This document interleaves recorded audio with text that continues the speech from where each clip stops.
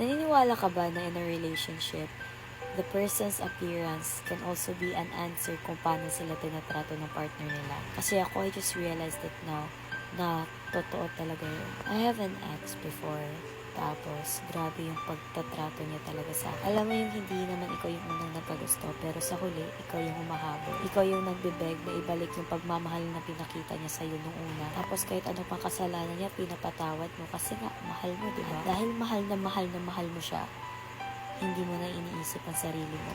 Emotionally, mentally, physically. Kaya wala ka ng oras na isipin yung sarili mo para mag-ayos. Tapos, wala pa siyang pakialam sa lahat sa'yo. Tapos, hindi niya pa na-appreciate yung mga efforts mo, lalo na yung beauty mo.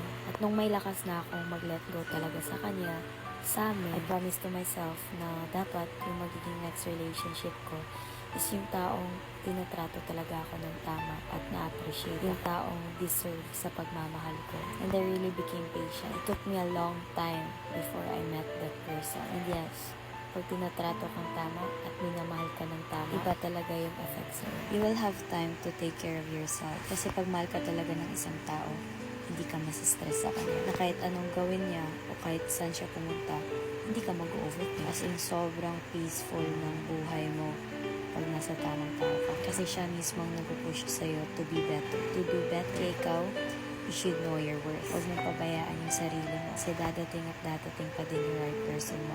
Just be patient.